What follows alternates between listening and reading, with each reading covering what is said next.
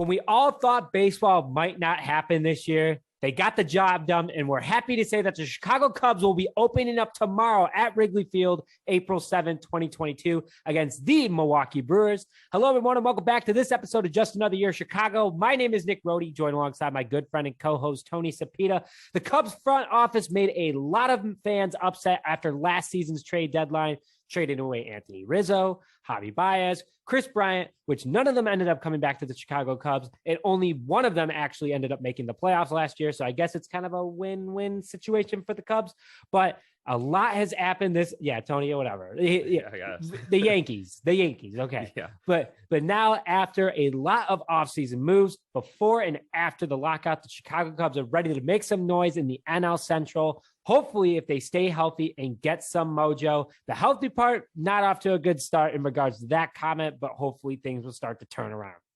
Yeah, and, I got to say the Cubs opening day lineup, just their roster in general looks a lot different, obviously, than, last year's opening day, but also the end of this past season. And especially with the Cubs track record, kind of on spending money the past couple of years, with the stadium being kind of their excuse for why, the renovations, why they can't sign players. I got to say, they actually look a lot better on paper than I expected them to kind of going into day one here. It's going to be exciting as a baseball fan, as a pure baseball fan. I know I'm a Sox fan, but as a pure baseball fan, I love good baseball in the city of Chicago. And that actually makes me excited. So speaking of excitement, let's get into the guys that you Cubs fans, and honestly me too, should be excited about this upcoming season. Tony. Yes, sir. Can you just clarify as a Sox fan what your favorite baseball stadium is?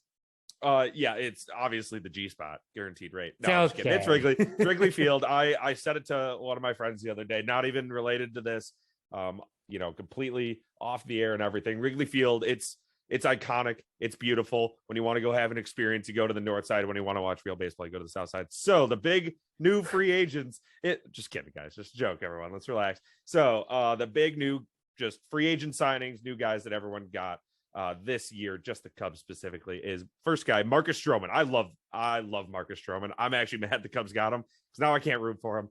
They got him from the New York Mets, previously on the Toronto Blue Jays as well. He signed a 3-year, $71 million contract with the Cubs. He's 30 years old, a little on the older side, but I still think he's got a lot of fire in him. Best friends with Mike Stud, formerly known as Mike Stud. Now he's just Mike, went to Duke. Just a fun guy. Cubs fans are going to absolutely idolize this guy by the end of the year, in my opinion, just because he has that swagger. Fun guy. Second guy they got here, and unless you got any comment there, Nick, you look like you're about to say something. No, it's funny that you say he's best friends with Mike Stud, because as you guys know, Kinross Games, a good friend of mine that I was a roommate with in college, he loves Mike Stud, and I like Mike Stud too. I listen to Mike Stud. If anyone knows about the collection, it was an old free what was it, LimeWire? What was it called? It was like LimeWire, but on the internet kind of deal, like actually on a browser. And I found Mike Stud like in this life, like 2011, 2010. And then just a small world. So when you said that, I was like, I had no idea he was friends with Mike Stud. Yep. No, they were on the same pitching staff at Duke. Mike Stud was allegedly better than him, actually, until he had to get Tommy John surgery. But they're close friends. You will see Mike Stud in Chicago. Tweets about it all the time with just, again, one of my favorite pitchers, just, personality wise in baseball, Marcus Stroman. So the next guy here, starting pitcher as well, Wade Miley, another cool guy. I also like Wade Miley. Great name too. Signed a 2-year deal, $15 million, obviously with the Chicago Cubs. He's 33 years old. So he is a little on the older side. He's probably on the back end of his career here.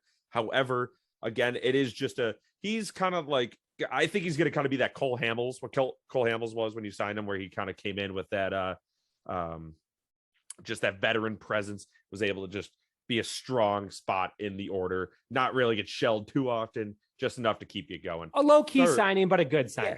Yeah, absolutely. I completely agree with that. So another guy you guys got, starting pitcher, Drew Smyly he was on the Atlanta Braves last year. He signed a 1-year, $5.25 million contract.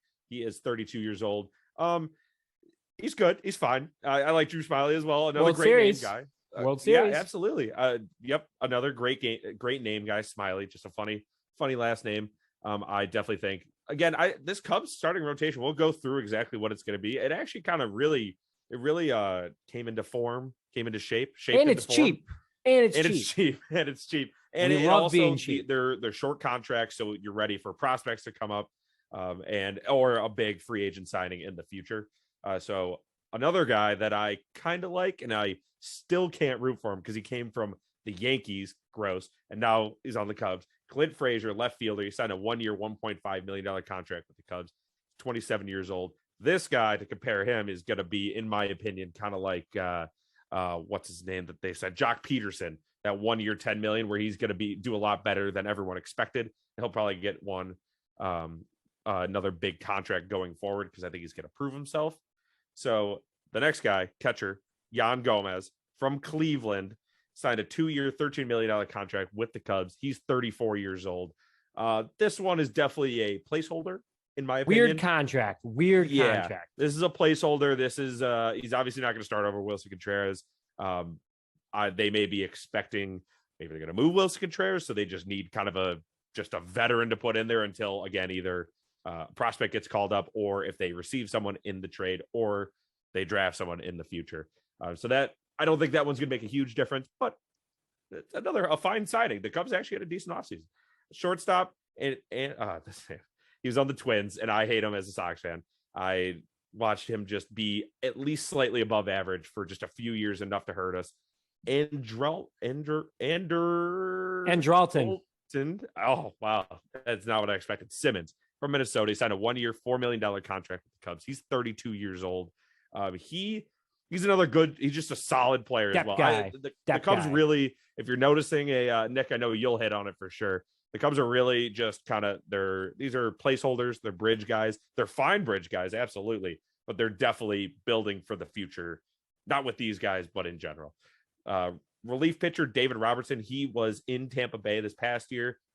Also a former White Sox player. Also, most notably, from the Yankees. This is just a good signing. He's always consistent. Signed a 1-year, $3.5 million contract with the Cubs. He is 36 years old. Again, not a guy that's going to be there forever, but he is just a good arm in the bullpen. Absolutely. Another guy they signed, Jonathan Villar. He was on the New York Mets last year. Signed a 1-year, $6 million contract, 30 years old. Again, noticing a little pattern here. I love this signing, by the way. I think this is honestly, besides the next guy you're about to get into, this is my favorite signing. A strong veteran who can hit, get on base, play defense. I think he's one of the more low-key signings. I just had to put that out there. Mm-hmm. Out of this whole list, my favorite.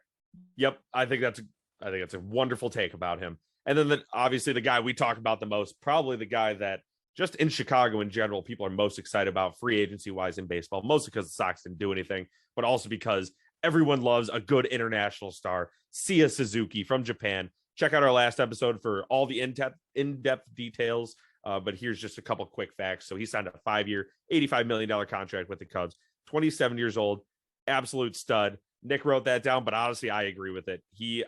Especially after our last episode, if you didn't see it, he crushed Japanese baseball hitting, which is honestly a very competitive league. It's 2021 stats over there where he batted .317 with 38 home runs, 88 RBIs, 9 stolen bases. I expect his stolen bases to be higher. I think he was just focused on. He is very good at baseball. So just putting that out there. He is very good at baseball, batting, at fielding, smarts, very good at baseball. Never played in a game below 46 degrees, though. I saw that tweet. So we'll see how he does this first month. I think he'll be fine. I was messing with some Cubs fans on Twitter, but I think he'll be okay. And also, like, what player really has? I mean, like in Wrigley, like it's one of the last places that you can really do that. But if you go play Minnesota, sure, but like obviously they have an indoor stadium even, so that even there it doesn't matter. Right. Oh, very true. So it's just Minnesota. It's retractable. I was about to say it's retractable. Yeah. But overall, like how many opportunities? No, it's not. It's not. It used to be, right? Because Billy Hamilton has that was diving in the mud last year. Yeah. Okay, so my apologies. Tony clearly doesn't like the Twins. He doesn't like them so much he doesn't know about their stadium. I do hate the Twins, although they have a cool ballpark. But they do. And just quickly want to go through some injuries really fast. Are starting off the season for the Chicago Cubs. Is that David Bodie, a lot of guys like him because he's a utility guy, was placed on the 60-day DL after shoulder surgery. So he is likely going to be out most of the season, but he can't come back. Cody Hewer, who we got from the White Sox. Thank you, Tony, for that. Cody Hoyer.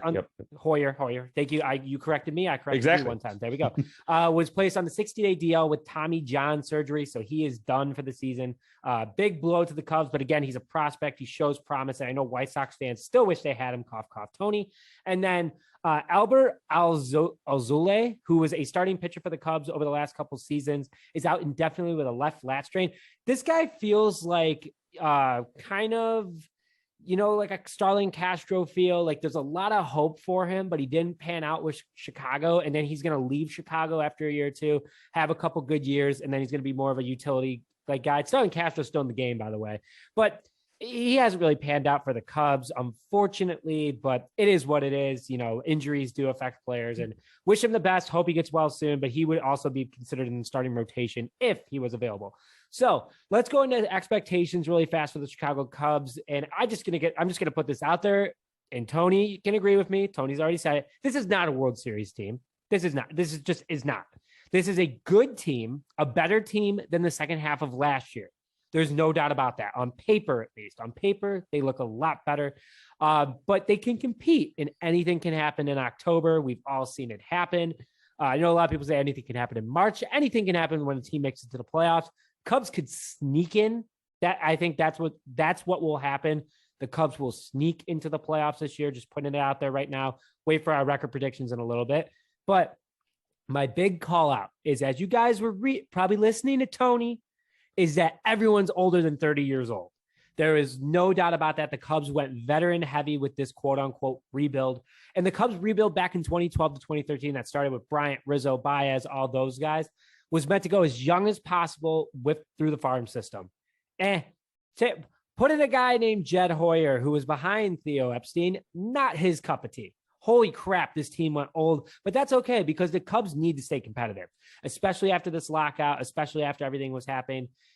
Again, 30, that's fine. Experience is great, but that means that there's an expectation for less mistakes. Tony, quick comment.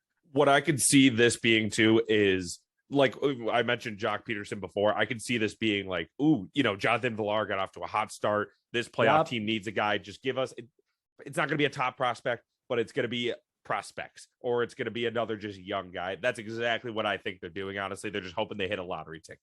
So Tony must not have seen my next point, because I do like a lot of these signings because it's patching for this season on 1-year contracts. Come the trade deadline again, ship everyone off, get a bunch of other good prospects. So Tony and I thinking like true GMs. We're already the Bears GMs. We are going to be the Cubs or the Sox in the near future. So, I think that's what is kind of going on here. Again, cheap contracts that are cap friendly for any team. And, you get to say you played for the Cubs. I think that's why a lot of these guys sign. And again, the uncertainty of the lockout helped the Cubs a lot. This could be the lockout could be the Cubs' best friend. Just putting that out there. And they're going to sell tickets. I mean, we're going to Wrigley on opening day, which is obviously tomorrow. And what we're really excited about is make sure you find us at Murphy's between 10:30 and 12 p.m. We are going to be sitting in the outfield, by the way, so look for us there. Find us at Murphy's. Call us out. Just Another Year Chicago. We'll buy you a beer. First 2 people to do that, you get a beer on us. So anyway, let's jump into now what Tony and I are going to talk about is the lineup and what this team is going to look like from a starting perspective for most of the season, the best players on the field, and then our starting lineup, batting lineup for the Chicago Cubs before Tony goes into pitchers. So from a position standpoint, pending injuries, catcher will be Wilson Contreras. First baseman will be Frank the Tank Swindle. Second baseman, in my opinion, should be Jonathan Villar. I think he's the best option for there. Or you know what? My second and shortstop can switch any day of the week. At shortstop, I have Nico Hoyner, but you could switch either because both of them can play the position. Third base, you're going to put Patrick Wisdom. I think that's just where he plays best. Left field is going to be Clint Frazier. Center field will be Jason Hayward, obviously a seasoned veteran. If you're paying a guy more than $20 million a season, you probably shouldn't have him on the bench. Cough, cough, Nick Foles on the Bears. And then right field, Seiya Suzuki. So that's where I kind of feel like the Cubs have the best opportunity to have the best team on the field and win some ball games from a defensive standpoint. Now, Tony, why don't you go through the batting order predictions and your big call out for what you think could happen later in the season? Yeah. So here's what here's what we think it will be. And then I have a guy that I think, so I'll just kind of get into it in general. So batting first, we think is Nico Hoyner.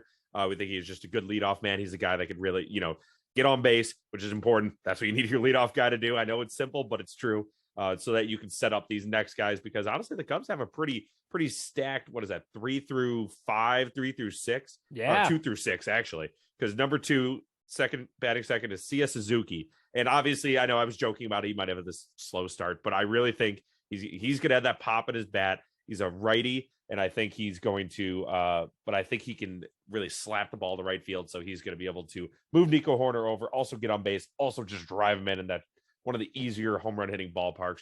Third, Patrick Wisdom. Already know he's a home run hitter. That's just the perfect spot for him. Fourth, Wilson Contreras. I mean, I think you all know who Wilson Contreras is. That's just this is actually a murderer's row already of a lineup. I got to give it to the Cubs. Fifth, Jonathan Villar. And that's a spot that I think will get filled eventually in the season by later in the season by someone else, which I'll get to. Sixth, Frank the Tank Schwindel. Seventh, Yan Gomez. Eighth, Jason Hayward. Ninth, Clint Frazier. And just explaining, there's a DH now in the NL. Just putting that out there. That's why we don't have a pitcher name. That's why we have 9 position players batting. Just putting that out there. That's a great point. My mind was a little tricked as I was reading it off. I totally forgot about that. You are very correct. So I was alluding to this before. So that Jonathan Villar spot, he is older. He is on a short deal. That's a guy. So I think they did this strategically very well. I think they are going to try to flip him. They're going to hope that he gets off to a nice little start, flip him for a couple prospects that they're not going to be ready for a while, because you have Nick Madrigal, Nicky Two Strikes, Nicky Barrels, as the Cubs have been calling him so far. He's going to hit his way into this lineup. As a guy who watched him for a year, and he's still one of my favorite hitters in the game, favorite young hitters in the game. Dude is one of the most fundamentally sound hitters in baseball. He's like a Tony Gwynn type with his ability to avoid striking out. Not really the other stuff, but just the ability to avoid striking Big take. out. He absolutely struck out 13 times in 600 at bats in the minors before he came up. Only 13 times. That's craziness. And he was batting, 340, I believe, with 2 strikes, which was by far the best in the league. I think Jose Altuve was second at 303. So Cubs fans, you're going to love this guy. He plays the game well. He gets on base. He is literally that Brad Pitt quote. He gets on base. So that is the batting order. Here is the starting rotation that we think we're going to go with if healthy, and I'm going to tell you who we think is going to kind of switch in there for an injured Wade Miley. So first, Kyle Hendricks, already announced opening day starter. I'm excited to see him. People need to stop panicking about him. He had a really rough spring training. Just want to read his stats really fast for you guys. And we wrote this today on our Instagram. Make sure that you go and follow that. We have constant sports updates. We love hearing from you guys. Kyle Hendricks' spring training was rough. 9.53 ERA and 11.1 innings pitched, 17 hits, 17 runs allowed, 12 ERA, 6 home runs, 3 walks, and 9 strikeouts. So he almost had a strikeout an inning, which I guess is great. But man, he was bad in a lot of other situations. But again, folks, spring training, the lockout messed things up. Pitchers had to get in their groove a little bit later than usual. I think the professor is going to come out with a very, very good day tomorrow at Wrigley, and I'm excited for it. I think the Cubs are obviously going to win because that's just the way it is. But anyway, Tony, go back into our pitching rotation. I'm not going to put a ton of stock, into the spring training performance, especially because it's about guys getting ramped up. David Ross isn't going to pull him being like, oh no, we're about to lose a spring training game. It's like, no, you need to get your 60 pitches. However you get there, you get there. So don't put a ton of stock in that. Like you said, he is the professor, one of my favorite pitchers in the game. Second, Marcus Stroman. Third, again, this is healthy, Wade Miley, who is currently injured. Fourth, Drew Smiley. Fifth, Alec Mills. So to replace Wade Miley, and I think he would bump up to that third spot. They might throw him at the end just because he's kind of a newer guy coming into that lineup, a younger guy. Justin Steele. There's an E at the end of that. I would imagine he would be kind of that 6th guy just right on the bubble, especially filling in for Wade Miley. He's a guy to definitely watch out for because he's just, I don't know, he's a fun young pitcher in my opinion. He's not that young. He was actually drafted in 2014. And all I want to also put out there really fast is that we do have a guy in the lineup that has thrown a no-hitter, Alec Mills. Just putting that out there real fast. Yep. So just wait, I think Hendricks threw one, didn't he? Marcus Stroman might have thrown one. Marcus Stroman, I think, threw one in the baseball what is it called? I can't think of what it's called. Like the Global World Series thing, which I'm completely blanking on the name of, which is not their version of the World Cup, basically, is what it was. Yeah. He did. He took a no. So Hendricks took a no into the 9th against the Cardinals, and the Cardinals blew that for him. I remember that. F the Cardinals, man. Hate them. Anyway, let's go into the next guys that we're going to talk about. The bullpen were you done, Tony? I'm sorry. Marcus Stroman also lost his no-hitter late against Puerto Rico in the World Baseball Classic is what it was called. So my apologies. Well, Cubs fans, we all know too well, our bullpen always seems to disappoint us in the worst time. And I don't even know who our closer is going to be this year. Most likely David Robertson, just putting that out there. But the Cubs' big names in the bullpen, just want to put this out there. The right-handed pitcher, Jesse Chavez, who played for the Cubs a couple of years back, did pretty decent too. He could also be our closer. I know that he had a couple saves for the Cubs back in 2018, so keep an eye out for that. Right-handed pitcher Chris Martin from Atlanta, World Series guy. So I like when they bring guys from World Series. They know how to win. Right-handed pitcher Ethan Roberts, who's been a Cubs prospect in 2018. He was crying in the dugout in happiness when David Ross went up to him and said, "Hey, man, you made the roster." Always a feel-good moment. Make sure that you go look at that on the marquee How can you not be romantic about baseball, baby? How can you not? That's just a moment, you know. Mm-hmm. Right-handed pitcher Keegan Thompson is also going to be in the Cubs bullpen, so let's keep a lookout for that. Left-handed pitcher Wyatt Short is also, and then left-handed pitcher Rowan Wick. So the Cubs have two left-handed pitchers for sure in the bullpen. We just want to hit on a couple of the big names because this is a longer episode. We want to make sure that we get you guys that information. And yes, I'm talking fast. I know everyone's going to comment on it. Nick, slow down, but that's okay. So a lot of experience over on the bullpen. I think that's what the improvements are needed. And I think the Cubs, again, are going to be decent this year. So, Tony, why not go into our record predictions really quickly before we close? That's a great call. And I hope you guys are enjoying this episode. I know we're kind of having fun. It's baseball season. Spring's coming. I hope this is kind of a looser episode. So hopefully you guys are enjoying this. I know I'm having a blast talking baseball. So speaking of talking baseball, this is where I'm going to get realistic. I know I was hyping you guys up a bit. So my prediction for the NL Central, Brewers are gonna, I think, top the standings. I think they're a really good team, and it's nothing against the Cubs. It just is what it is. They're gonna be 94-68, I believe. The St. Louis Cardinals are gonna be second, although I do see a chance of them falling off at the end of the season. They're trying to get Albert Pujols. Wait for my record. Wait for my record. Yeah, so I have the Cardinals at 86-76. I have the Cubs in third. I know some people have another team ahead, and I won't spoil it because Nick has that. So the Cubs at 79-82, although I am rethinking that a little. I do think they'll be under 500 because, like we said, I think they're going to sell off near the end of the year, and it's going to be strategic, and I think it'll actually feel a little better than last year's sell off. So I have the Reds fourth at 72-90, and then the Pirates at 61-101. That honestly, they might not win 50 games. That's a terrible team with a terrible ownership group. Enjoy beating up on them. If you are a gambling man or woman, bet on every team that's playing the Pirates. Just putting that out there. And sometimes throwing out for the Pirates, you might win a couple $100 yeah. and put it down. Yeah. But anyway, so my prediction, I unfortunately do have to go with the Brewers as well in first place at 90-72. But that's injury depending. You know, the Brewers always seem to have a hot start and then it's a big question mark. It really depends on how some of these guys perform. You know, a lot of guys underperformed last year for the Brewers and that hurt them significantly. But again, I have them on paper right now winning the NL Central. Going to second place, I got the Reds making some noise. I think that the Reds did a full-blown rebuild again. But it's not like they're bad. It's not like they are going to be like the Pirates. But, you know, I got them at 86-76, give or take. But I don't actually hate that at all. I think they're a year away personally, but they could definitely do it this year. I think that's a great take. And also, but here's when I come in with the Cubs. I have the Cubs going in at 81-81 because this is a 162-game season. But 81-81 can still get you in the playoffs in some situations. I think that the Cubs, again, can sneak in. So as long as the Cubs make the postseason, Wrigley's just that much more fun. Just want to put that out there. In 81 you just got to wins, get that one game. You got to get to the playoff. Although, did they change that a little? But either way, I think you got to get to that playoff. So you just got to get in. I got the Cubs at 81-81. I got the Cardinals being dog this year. I got them at 75-87. I don't care. The Cardinals stink. Mm-hmm. Just they stink. They're old. Especially if Jack bad. Flattery's hurt. Oh yeah. Shout out my man Dylan. Shout out my man Dylan. Shout out my man Jack. My Cardinals good friends. My good friends that are Cardinals fans. Sorry guys, I got them stinking this year. But I am going to the Cubs Cardinals game. Two of the first weekend of June. Taking my dad, then going with my buddy Dylan. So excited to see that. Might see Tony there. Who knows? And then I got the Pirates at 62-100. They stink. Putting that out there. That's all for me though, Tony. Tony, any more comments before we close out?